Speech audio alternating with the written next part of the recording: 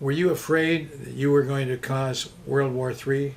First, my first concern was, Jesus, this is the first shot of World War III.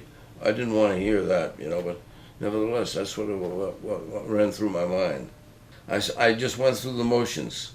I was ordered to fire on this machine, and I was going to fire on it. I was going to salvo rockets, 24 of them. That was my orders, 24 rockets. That's the whole load of shot. So, as far as I was concerned, that was my orders, and that's all I was going to do. And being a good fighter pilot, I thought anyway, I'm going to obey my orders. And just salute and say, yes, sir, and proceed ahead. I had no idea what it was. So we continued on the mission. I selected the rockets. I was ready to go. They advised me to turn on a heading. There'd be a firing. We actually made what they call an intern vector. So that means my wingman was about 5 miles behind me. We would turn on the same vector, and we would come into this, whatever it was, bomber or whatever. They advised me, look on your port side at about 15 miles, that's where it's at. Sure enough, there it was. As big, as I said before, as big as an aircraft carrier as far as the blip was concerned. It was an easy lock on, very easy.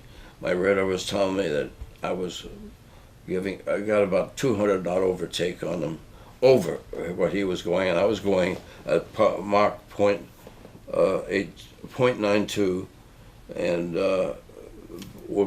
being Mach 1 would be around 750. We couldn't go that fast.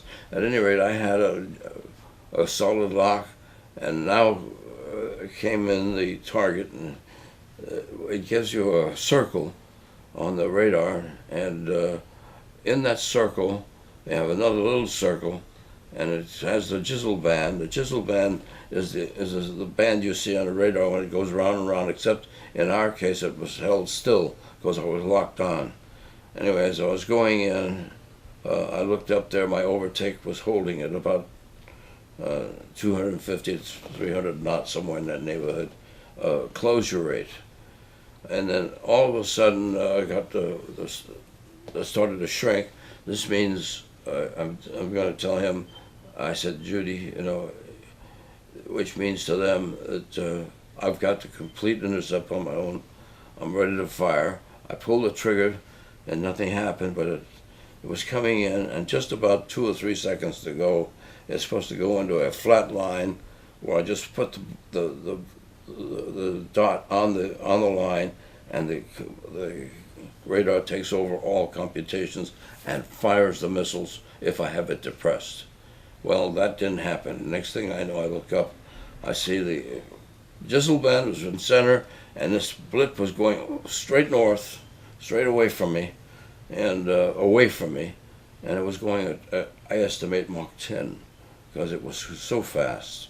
And the RAF told me this time that we've lost our target.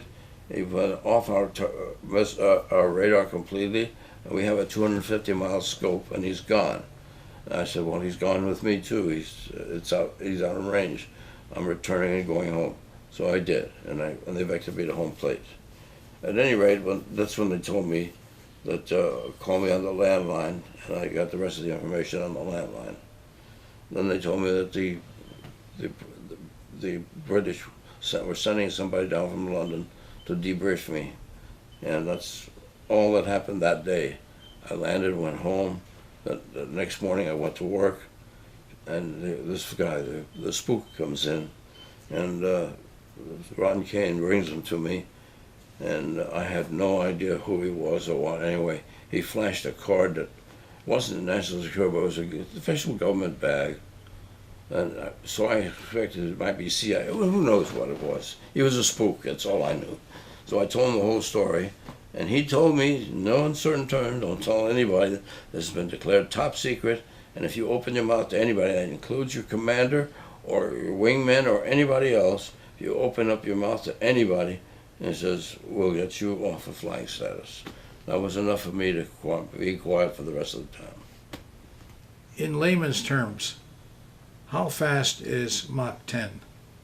An SR-71, which is called the Blackbird, is no longer flying for the Air Force, but it was flying at 3,000 miles per hour. Mach 10 is more than like 10,000 miles an hour, 10 times the speed of sound. My Blackbird couldn't fly that, and nothing on the drawing board that we've got now can fly that, except maybe the shuttle as it goes through the atmosphere. So those airplanes, those missiles, would go very high speeds, but not like this one, because this UFO was able to stop and orbit over the ground, come from great speeds to a sudden stop that would kill us. With inertia, we would be strained to the straps, so to speak, with that kind of speed. Yet it could accelerate to 10,000 in no time at all.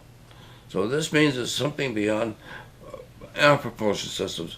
Now, I can imagine in the future that they have magnetic propulsion systems based on gravitation of spheres, such as Jupiter and Venus and Mars and what have you.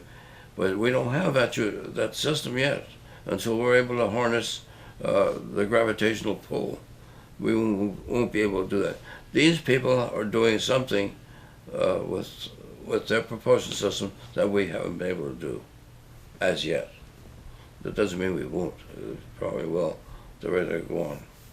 But Mach 10 is extremely high speed. Listen, I don't know what this alien spacecraft is made of. The last I heard, it was very light.